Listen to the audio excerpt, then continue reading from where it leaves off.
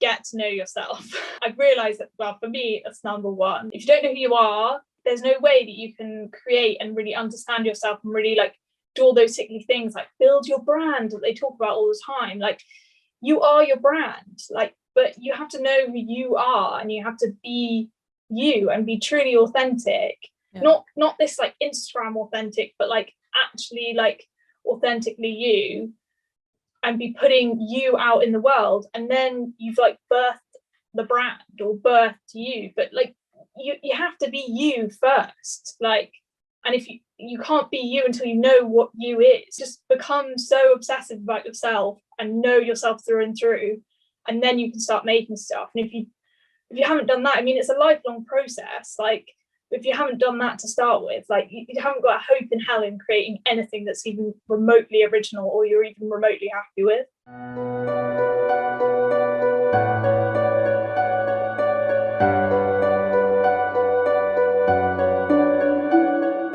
So my first question for you, just for the audience out there, what art forms are you currently working in and how did you get into them? Okay, so we're in 2021 now, but 2020 was a bit of a transitional year because I was originally kind of in the very commercial illustration world, and then I've kind of started like dipping my toe in more of a fine art approach a little bit, so kind of more larger scale, like painterly, all that kind of stuff. But I should probably go back and rewind how I got into it originally. So I studied illustration at university. I've always been creative.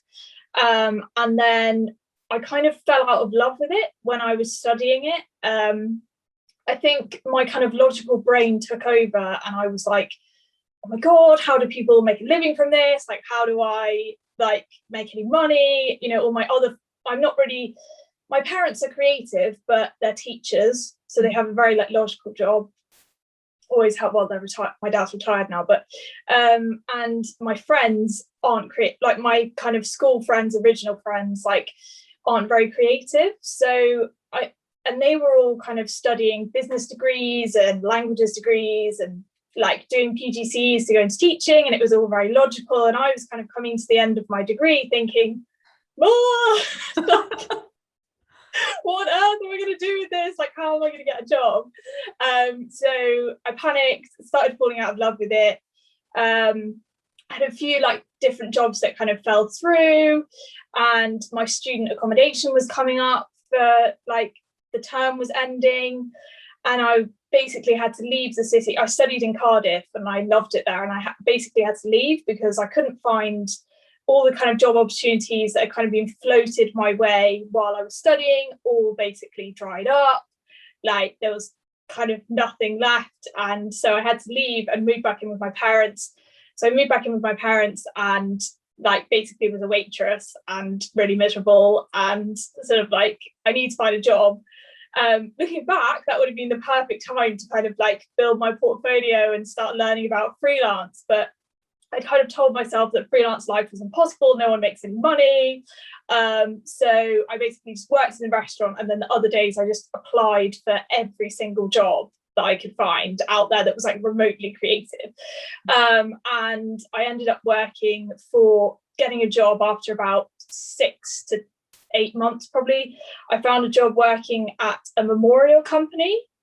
So doing like all the like hand etching and all the names and inscriptions like on the gravestones itself. Mm-hmm. So I was like, great, I can be creative. I moved up there because it was a few hours from where my parents were. So I moved up and started working there, and it was great for my creativity in terms of like skill level and learning to work. Like, I'd always been kind of a slow worker, and it was kind of a very fast paced like factory environment and getting stuff done. But it was good for skill, but there was no real like creativity involved because there was a design team that kind of designed everything. And then I was like the human printer that just kind of like, do you know what I mean? Did whatever was told, which I mean, is similar to some freelance jobs you get, you know, but it was sort of, I was like just getting bogged down by it. And also like working for other people. I'm not great working for other people. Like, I'm a good employee, but I just, I get annoyed by other people. I'm a bit of a control freak. So it didn't, I just, after a few years, I was like, I've got to get this up. Anyway, I left, and I mean, in hindsight, I was mad. I didn't have an illustration portfolio. I didn't really understand freelancing, but I sort of said to my husband, I'm going freelance, like, so jumped off the cliff. And well, they say, like, you know, jump in the net will catch you, and it kind of did in a weird way. It's sort of like, I modeled through, and I sort of fell into the world of live illustration, which I don't know if you know much about, but it's basically kind of doing live drawing at events. Quite a lot of the time, like, brands will hire you if they've got a product launch or like a celebration or something, and you'll go in and, you know, give their like customers. So my thing is portraits, and always has been portraits. So I would do quick portraits at events, and it was, you know, quite flashy. You know, I worked for some really like fun clients. You know, I worked in like Harrods and Selfridges and all that kind of stuff, and it was great. But there kind of was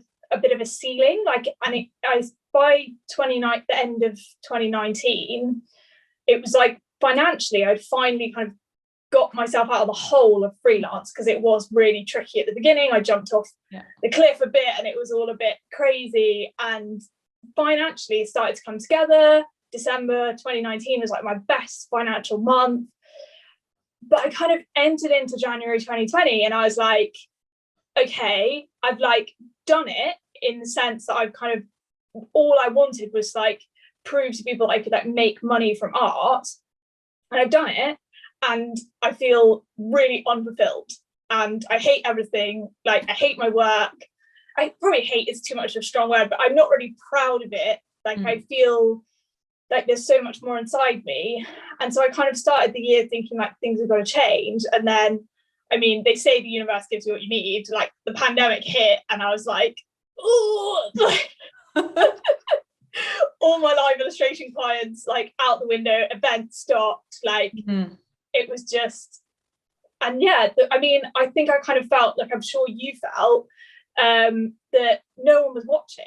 It kind of had that first time in my life I felt that like the world stopped, no one was watching. And so I was like, well, I might as well just create what I like, draw in the way that I want to draw, and create in the way that I want to create, because no one's contacted clients. Like, everyone's saying like basically the world is going to end, and no one knows when we're going to get out of this hole. And so yeah, I just started. I mean, it was a stressful time, don't get me wrong, but I really started to just create from a place that was selfish and that I wanted to create from. And that's been it really, like the journey through kind of like when lockdown hit, kind of March last year to now, has just been like kind of a creative like explosion for me, in terms of just doing the work that I want to do and really rediscovering myself. And finally I'm at a place where I feel like fulfilled and happy and proud of the work that I'm producing. It's been a long slog, but anyway, that was a really long answer to your question. But it's so interesting, because making art for the sake of art and not for anyone else, and not, you know, to be judged, to get somewhere, to achieve something, just for yourself, and because you feel this is something that has to be made right now and I want to make it. That's how we should approach it. But reality isn't like that, and you need to pay your bills, and you want to kind of find a place for yourself where you can survive long term. And I think everyone I've spoken to in the last few years about creativity always seems to have like this trying to combine both things, like doing what you want to do, but also finding a way to make a living out of that. And that's very difficult, and everyone kind of finds their own way of doing it. Yeah, definitely. And I think another thing that kind of I've learned through this like period of time is that, I mean, I don't know if it's the same for you, but kind of what I've realized is that knowing myself has like impacted my creativity. And I feel like for a long time I was like really, really like dead inside. Like, I know that sounds really dramatic, but like really kind of dead inside, like really didn't know who I was. And I mean, I've always been able to draw, you know, it's not like some people aren't like born with it or whatever. I've always been able to draw. I haven't kind of like ever struggled with that. So I think I was producing even though I was sort of like dead inside. Like, if that sounds the skills are there. Like, but it was sort of like dry. And this whole year of kind of this creativity kind of explosion that I've been through has also really bizarrely like coincided with a time where I've like really got to know myself and like really kind of like dug through like, you know, a lot of like therapy stuff, like deep, like buried, like childhood wounds, like, and stuff like that have like come up, and I've like kind of healed. And it's kind of weird. It's all, my creativity has got better through kind of knowing myself more, which I never really linked the two. I didn't really think that they were, I just thought creativity was something that you did and it was sort of over here. I didn't realize it was sort of part of you. Yeah, I think it's very much intertwined. And I think it's really interesting what you're talking about, and I can relate to that a lot. I think there's craft and then there's art. And I think a lot of people who are good at their craft are able to transcend that, and then it becomes art. But I think what you described is you were always good at the craft. You got to a certain skill level and you can improve yourself and you can produce because you know how to do it. Yeah. And I can relate to this as a singer as well. When I started out, I was technically already quite good when I studied singing, but I had this pivotal moment where one of my teachers told me, your eyes are dead. And that's exactly the same thing. You can produce something, but either because you don't know yourself, or you don't want to make a mistake, or you don't want to, make a choice that might be wrong, you don't allow yourself to let that, what is inside, really flow out. And through a variety of, you like in the outside, like, I don't think I was really being me in the outside world either. So the whole way through this time where I was like creatively dead, I was also like not being me, like being really untrue to myself, like doing a lot of things that really don't align with who I am as a person, and really miserable, like, quite honestly, like really, really miserable, and really kind of like confused as to where I fit in the world, and like all of these questions that we go through.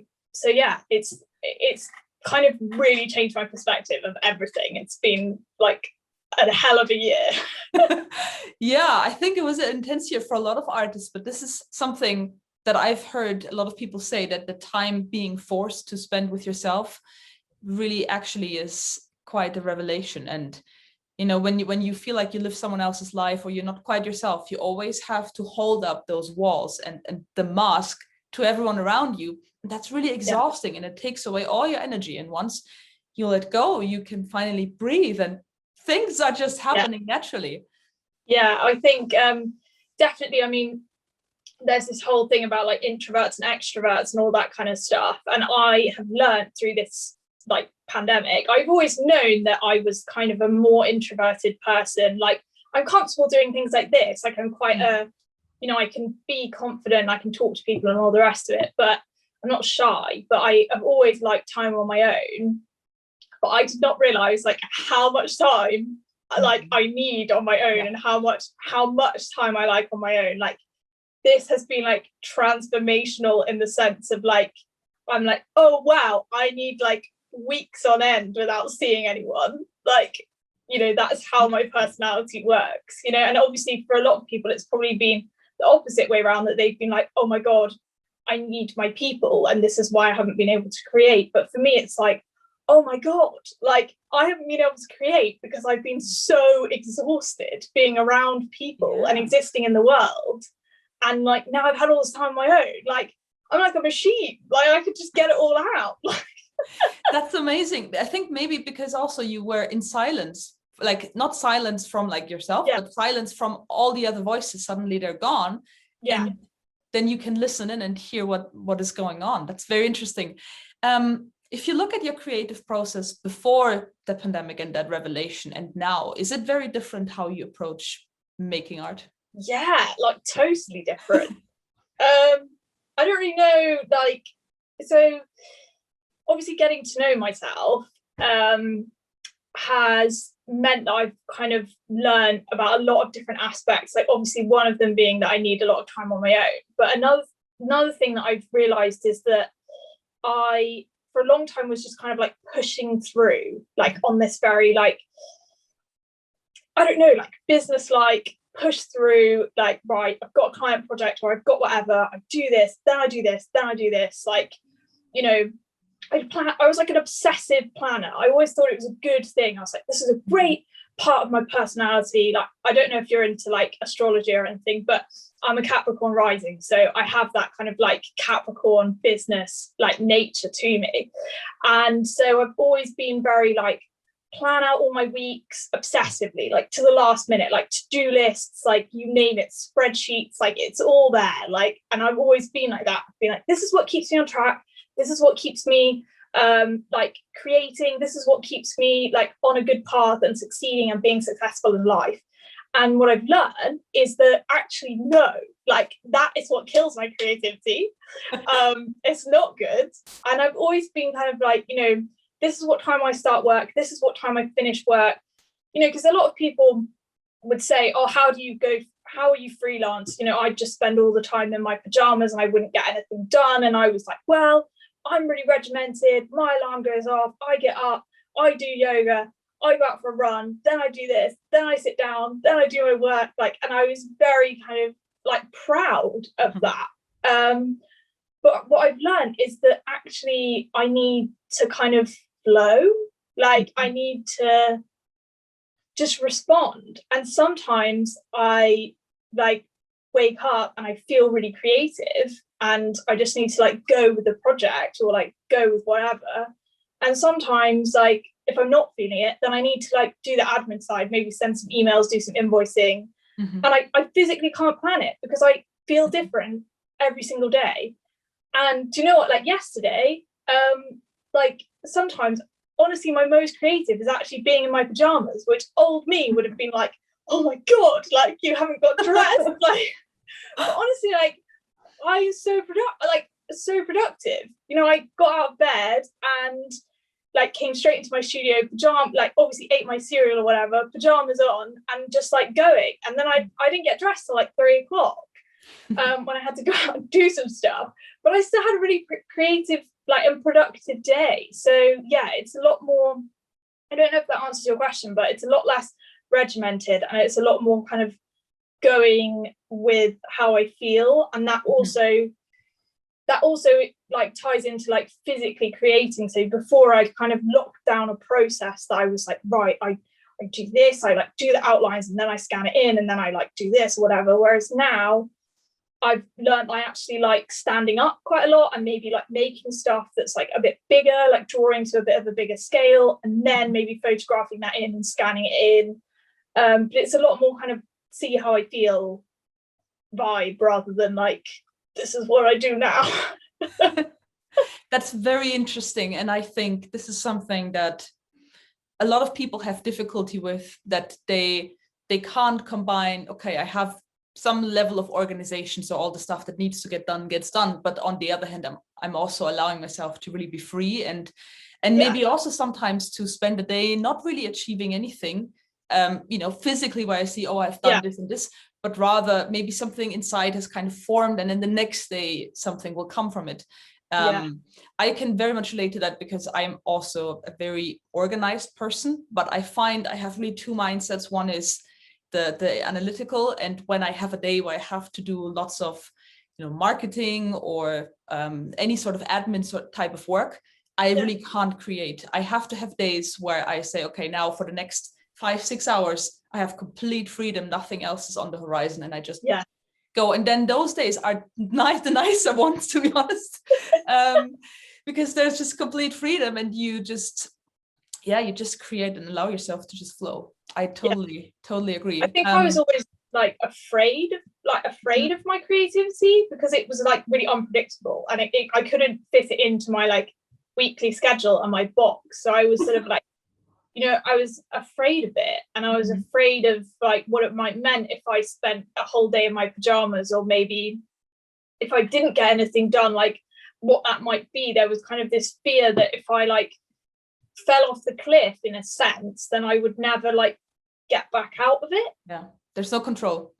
And I was really scared of that for some bizarre reason. But actually, like, creativity isn't predictable and you can't put it in a box. Like, no. You can't, and you have to be open and relaxed, I think, to some extent. Maybe, emotional, sometimes a high emotional state, whether it's good or negative, can help. But it's not a very concrete and precise science to get into that. Let's talk a bit about inspiration. So firstly, how and where do you find your inspirations? And secondly, can you describe what happens from the moment you get an idea until you actually get down to working on it? So inspiration has changed, as with everything else. And something that one of the kind of main things that started me doing stuff for me was remembering that was actually seeing some like theatre performances on YouTube. The National Theatre was doing like streaming theirs for free on YouTube, and I started watching those in lockdown. And that was kind of the first moment where I was like, oh my God, like, why haven't I been looking here for inspiration? This was what I loved as a child. Like, I've been going to the theatre like since I was tiny. Like, my mum used to take me to the theatre, and it's always like been so inspiring for me. Like, the lights, the like over exaggerate, for someone like me who loves like portraits and emotions and like facial expressions, like just that like over exaggerated nature of it. And the lighting and everything was like has always inspired me, but I just like pushed it to the side. Like, I just totally forgotten about it. And so for me, it's kind of really been digging back into all of the things as a child that like really like made me tick and really inspired me. So yeah, theatre, like I've always been really inspired by kind of like antique stuff, like really bizarre, like antique things, like old things that have been used before. I'm a bit of a hoarder. Like, I collect like tickets and like old photographs. I've got like albums of like black and white photographs that I've like ordered off eBay. And like, when vintage shops and markets are open, I go around and like just pick up random leaflets and things that like textures. Like, I'm big into like different kind of like faded papers and all the weird mold marks that you get on papers and stuff like that. Basically anything old I'm obsessed with. But yeah, in terms of what happens, for me it's kind of like, it's probably the same for a lot of people, but you see something and it's like a visceral, like internal, like gut reaction for me of like, oh my god, like and then it just starts like an obsession, and I'm just like, I'm thinking about it, and maybe it's like that thing that I'm obsessed with. So maybe it's like an image that I've seen, or a theatre performance that I've seen that's like made me feel like that, or maybe like it's an idea that's just come to me like when I'm out on a run, or I'm like reading a book, or I'm like in the shower or washing dishes or something, and it's come, but it's like a lightning kind of like get goosebumps, and it's like, ooh, like I've got to do it now, like I've got to do something with it. And sometimes it's just like obsessive thinking, and then I might plan out the whole piece in my head, like from start to finish. I don't know if you've watched The Queen's Gambit on Netflix, but I really relate to her, like really, really relate to her. And when she's like playing chess in bed, like at night on the ceiling, I was like, oh my God, that's me. Like, I literally like, plan out the whole art piece. I might like paint one section blue or whatever, and then like try a different color, and like it'll all kind of like go through my mind. Or maybe it's like, I need to like just get in the studio now and like just do something. Like, quite a lot of the time that happens like with writing. So like I journal quite a lot now. Sometimes I like write poetry and things like that, and that is very like instantaneous. Like, it's like it just comes and it's like out and it's like fully formed. Whereas like art stuff, I tend to kind of like have this process where it's like almost like obsessive thinking. So I like plan the piece over, and I'll like try out different colors in my mind, and like try different backgrounds, and like try different things in different areas, like all in my mind, and then like go, yeah, okay, I know what I'm doing. I've always found it difficult because I think a lot of other creatives like do a lot of sketching, whereas for me, I don't actually do a lot. Like, I figure quite a lot of stuff out like internally, and then usually when I sit down to do the sketch thing, like it'll come out, like the first kind of idea will come out, and then I'll always force myself to do a few more, so like try out different ones, and it's never as good as like the first one that I've kind of thought about that's come into my mind. So yeah, that's how does it work for you? Is it a similar kind of like thing? That's very interesting that you plan everything out, and that you seem to have such a visional imagination when you do that. And I think you probably just do all your sketches in your head already, so you don't have to do them on paper, which is saving paper. It's nice. But then it looks, I find it annoying because it's like other people have these like gorgeous sketchbooks or like all this planning, and I feel like I have nothing to show for it because it's just like all gone on in my head. But yeah, anyway, sorry I interrupted you. I can relate to that somewhat, because when I record, sometimes you do a first take on something and it's just exactly what it should be, and then you feel almost guilty that you haven't done 20 other ones and haven't worked there. But sometimes you're just already there. But I have to say that I plan a lot of things in my head. Everything that's admin, it goes on in my head a lot, and you know, with people, when I plan events or whatever, all my inspiration comes when I take a walk and I think about stuff. But with art, I almost never do that. With writing, to some extent, that I maybe spin a story in my mind, that yes, but with music, never. I need to sit down and write things down, because otherwise they're gone. So I try to contain myself and force myself not to think about things until I sit down and get started, and then it really flows. So I feel like I have phases where I do absolutely nothing creative for a few days, or maybe sometimes weeks, and then I have a whole string of days or weeks. That's so you're like, I'm the same, but I always thought that I was weird, because you know, like a lot of creatives, like, or the way it's portrayed in films, like everyone talks about it, it's like creatives just like are always creative and they're always on and they just like always create. And yeah, I'm very similar in that I kind of like binge it, and then it'll go for like weeks, and like I will have like almost feel sick at the thought of drawing. Like I will literally be like so turned off it, like I'll just be like, ugh, like I'm not interested whatsoever.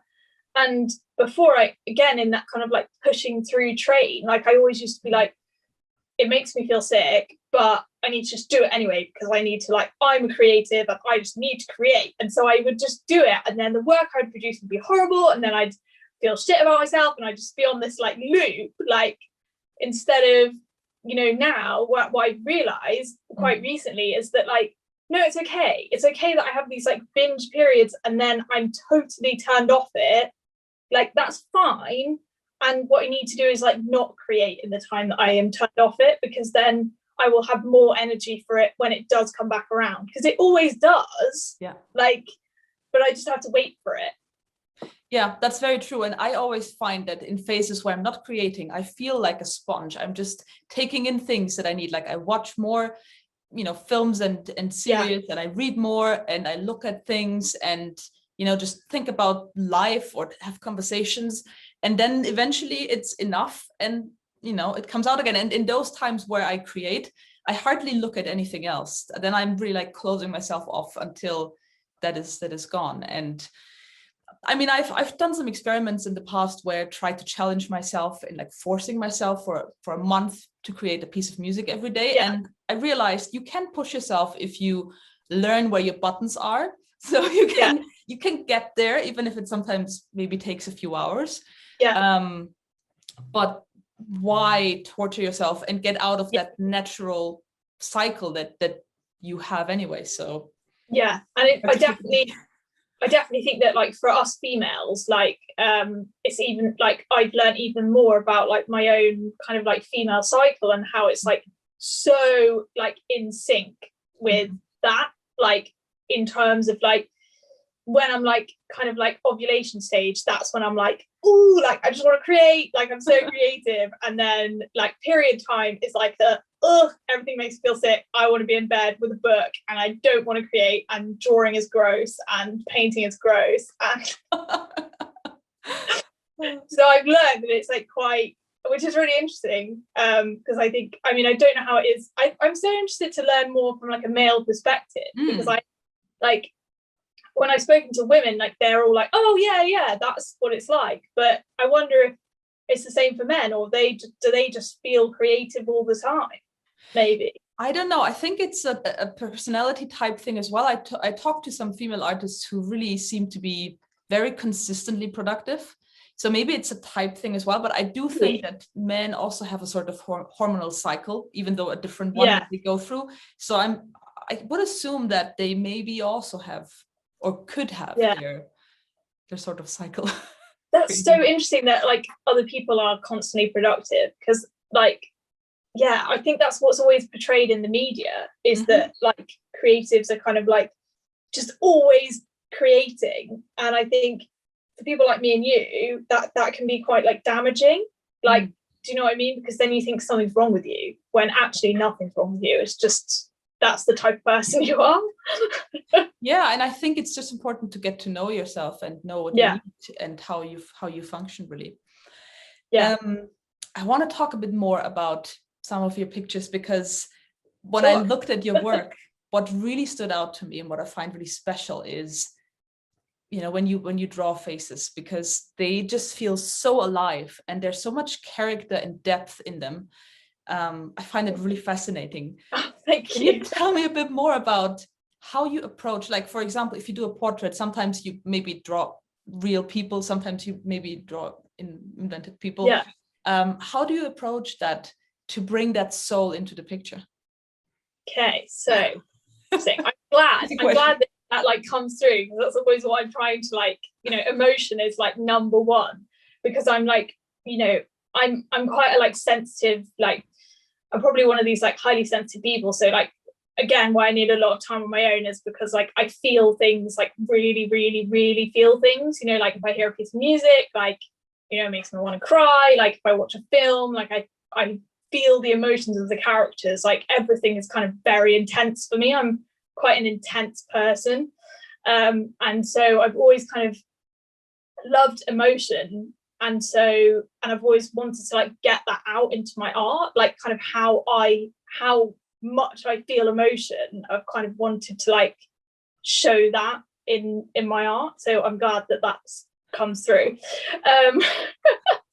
But yeah, so I unfortunately am not one of these skilled people that can draw like just in thin air, like with no reference material. Like I think people like that are amazing. I bow down to them. That is not me. I have to like always have to draw from reference.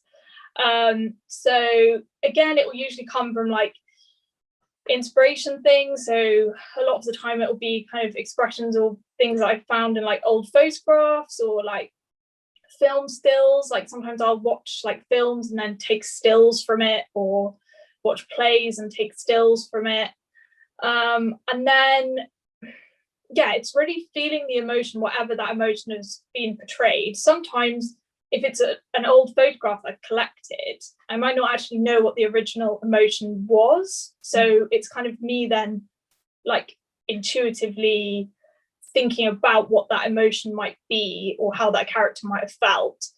And then, yeah, from there, it's just really kind of thinking about how the colors and everything might like heighten that. And then like how the crop of the image like might heighten that more. So quite a lot of the time I like to go like crop into things. I like things closer because it's like that more intenseness of like getting even closer to the person.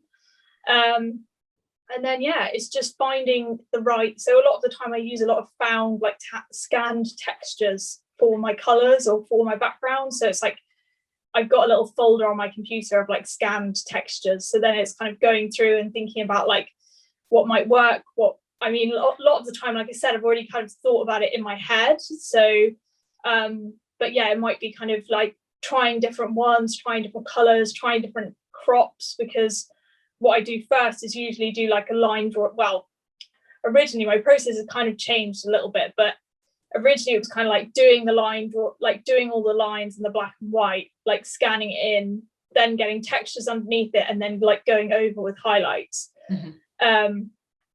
like over the top of that. So yeah, it was kind of finding the textures that like suited the mood, and then maybe kind of trying different ones out. Or again, usually I might have drawn a slightly more of the picture, and then I decide to like crop in because that's like what suits it better. But yeah, at the moment I've kind of changed things a little bit because I got bored of like doing all my line work, and like I really started to miss color. So I kind of brought a lot of the textures and actually just been drawing on the textures. So something I'm like obsessed with at the moment is brown parcel paper, you know, that you wrap like parcels in. I've been just drawing on, so like that's like what I've been doing. Like at the moment it's like drawing on brown parcel paper and drawing on like grey board and stuff like that, and learning a lot more about like light and color like through doing that. And then my aim now is to kind of combine the two, so have like areas that are like just done like that, and then areas with the like black line, and kind of combining the two. So that's the stage that I'm in at the moment for my illustration stuff. Yeah, I hope that helps. Yeah, very, very, very interesting. I found it really telling that you said in the beginning that you try to figure out what the emotion is, the emotional state of the person that you're drawing. And that's so true. What I was trying to figure out, what is it that makes this picture look so alive? And it is the fact that I can feel the emotion that that person has in that moment. And it's, you know, it's sometimes just a split second of someone, like all the mimics, everything is just there in a moment, a combination of different emotions. And it's just that, and you can, it's almost like you can feel that, like I've been that, I've felt that before. Yeah, that, I mean, that's exactly what I wanted to portray, because that's like, emotions are like part of like what inspires me and like what gets me going, because they're so like, I absorb things, like, because I'm quite sensitive, like I absorb other people's emotions. Like I feel like I understand like the subtleties of people's emotions, because like they affect me, you know. If people are in a room with me, I can kind of tell what people are thinking and how they're feeling, like without sounding like I'm nuts. Like I feel like I can pick up on the like subtle vibes of people a lot more than other people can. And then sometimes I'll come away feeling like very drained, because I will have kind of taken on like a lot of people's emotions, like especially if it's like like stress and worry and things. It's like I've absorbed it, and it's like then it's in me, or people won't even have to say anything, and I'm like, I can tell that, like, although they're being all happy, like I can feel the undertone just by like really subtle things. Like I can feel it, and so I feel like I know them potentially more than some other people, just because of the type of personality that I am. Yeah, I totally get that. I am kind of similar, and I find that I sometimes have to shut myself off of people when it gets too much, and just have this, why I really could relate to what you said beforehand, that you need your time by yourself, because that cleanses away all the traces of other people, because you can't not emotionally engage when you are around someone. And especially when those are people that you care about, then it's even more intense. But even like, what I find really interesting, sometimes I think it's a gift as well when you have that, because you can be, I don't know, you can be on the tube and look at the people and kind of feel what they're feeling and see what's going on. And that I find really inspiring. But then when you're at the party and there's lots of people around you, then it can become overwhelming, because all of them are, you know, on high energy levels, and you have to kind of absorb that somehow. And then you come away, and I have to have like, you know, other people would be like amped up, you know. I've got a lot of like extrovert friends, and they like just love like parties and like doing loads of stuff, and so they're like amped up. Like, you know, if we've been to a party, you know, obviously pre-lockdown, but we'd go to a party and like they're like amped up from it, and I'm like drained, needing 3 days in bed, because that was just like all too much to like cope with. And I genuinely thought something was wrong with me, but having obviously learned a lot about myself and had a lot of time on my own in lockdown, I'm like, oh, I get it now. It's because things are more intense for me than potentially for other people, and that's why. And we all experience the world, I know it sounds strange, but up until lockdown, I just didn't realize that like people experience the world very differently from each other, and I experience the world very differently from other people, you know, and that's just how I experience it. And I just therefore need time on my own. I can do it, but I need to know that I've got like 3 days afterwards to calm down. And I think it's really important to learn how to maneuver that, because sometimes I think in the past I would always tend to exhaust myself too much and force myself to do certain things. Now I just accept it when I have an off day and just need that time off, even though sometimes it is difficult. But I think, on the flip side of that, it's really good to be able to be so perceptive, like you are, when looking at faces and seeing so many things, and obviously translates onto the canvas. Yeah. So that's great. So what are the next types of projects besides what we see in the background there, which looks very interesting? What other things do you have coming up, or are you looking forward to, or would like to do or try? Oh my gosh, so many things. Like, do we have enough time? Basically, so I'm just at the tail end of a project with a perfume company, again, that I've worked with quite a lot. Clive Christian, they are a luxury perfume brand, and I do like social media illustrations for them and some animations. So they've just released a new scent, so I've been working on some stuff for that.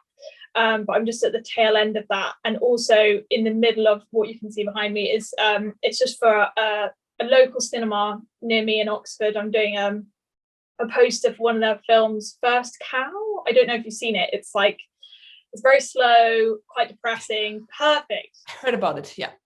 Yeah, it's like a very simple film about like two men and a cow, basically. But it's like one of those films that I just love, because I don't know. Well, I assume you're the same, because like obviously your music is quite depressing, and like you're not in a bad way, but like it's great, but like it's right up my street. But like I love a good like depressing slow film where like not much happens, and like you can feel all the emotions, and like you have a good cry at the end of it. It's one of those films. So I'm working on a poster design for them at the moment. So but once those two are out the way, that's kind of it for client work, that unless other stuff comes in, which means I can have another little time in my studio kind of like experimenting. So yeah, I've been playing a lot with like new kind of techniques and stuff like this, but also with paint, like trying to kind of like transfer some of my skills I already have like with drawing into paint, because I've never really explored that. And also just bringing as much color as I can. I've always been really afraid of color. I've always really loved black and white and thought the color wasn't my thing, but actually I love color. So but it's kind of using minimalistic colors, kind of strange skin tones. I kind of enjoy picking up on like weird like blue tones in people's skin and stuff. So looking at that, and then just I'm wanting to go just like bigger. So been trying to like obviously explore paint, but then eventually I'd like to do like some really large like boards, some of the like emotive like portrait stuff, potentially with like multiple characters, like that's painted and really immersive, so you feel like you can kind of like walk into the picture or the painting or whatever, and you're like inside it and you can feel the emotions kind of on the scale that I potentially feel emotions. So yeah, that's, and also I've worked a lot in the past with kind of reference material that already exists. So my next step, obviously now lockdown's easing, is I'd like to start like shooting my own like reference and my own sets of people. So potentially get like actors in to like play parts for me, and act out like some famous plays and famous stories and stuff, shoot them and then paint from that and draw from that. So it's kind of my real interpretation of like classic stories and things that I've always been inspired by, instead of just kind of working from other people's versions of it. So yeah, that's what's ahead. Amazing. That sounds very exciting. Thank you. Last question. If you would have to give one piece of advice to someone who's starting out as an artist in literally any field, what would that be? Oh my gosh. Basically, like, get to know yourself. That is like, I've realized that, well, for me, that's number one. If you don't know who you are, like, there's no way that you can create and really understand yourself and really like do all those sickly things, like build your brand that they talk about all the time. Like, you are your brand, like, but you have to know who you are, and you have to be you and be truly authentic.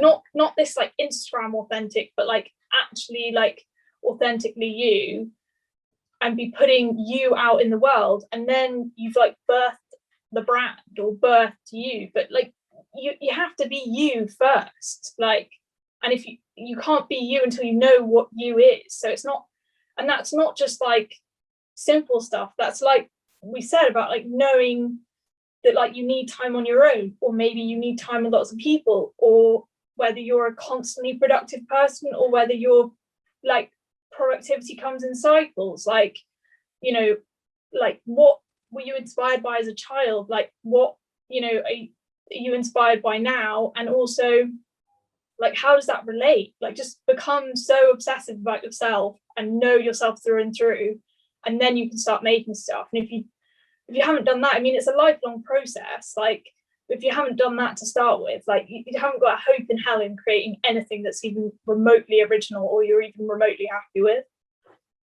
That's my advice. I think that's great advice. And I think it's really so true that you have to take some time to discover who you are, without that being a means to an end to achieve something, but just who you are by yourself, without trying anything to, you know, to be different for someone, or to be different in order to do something, but just to discover, like children usually know that instinctively, and they know what they need, they behave in certain ways, and I find when I'm at my best, I feel very childlike in the way I experience life. Well, you are like child you is you now. It's not like you're not like, I always kind of thought, well, that was me then and this is me now, but like you're an extension of that person. Oh, and also if you want to get to know yourself, something that has been really helpful for me is like journaling. Like I journal, it's like my number one rule is like unbreakable rule, even if I do my work in my pajamas, is I have to get up and the first thing I do, make a cup of tea, make a cup of coffee, and sit and write like 3 or 4 pages of whatever comes to my head. That's number one every day. So, and it feels weird to start with, but honestly after about 6 months you're like, oh man, this is like, it's like a lifeline. Yeah. That's a very healthy habit. I've done that on and off, but I find there's just something about writing things down that you think that is so different from just thinking. You answered, like you realize that you've been spinning a problem around in your head and you feel like it's this massive problem, and then you write it down in words and you're like, it's like 3 sentences and you're like, that's it, it's those 3 sentences. Like, and I've been like overthinking this for like 5 days. No, it's a great, my mentor told me to do it and it's just been completely life-changing, so highly recommend it. Amazing. Thank you so much for taking the time. This was incredible. I really enjoyed it. And I'll message you because I'd love to get you. I feel like I wanted to ask you loads of questions, but I was like, no, this is your like interview. So but I'll message you because I'd really love to chat to you on my Instagram if you'd like to come on live, because I want to know loads about your process, and all the questions you've asked me I want to ask you back. So amazing. Yeah, I'd love to, absolutely love to. I think we're very similar in the way we think and work, so that's very interesting. Yeah, really nice to meet another like-minded creative.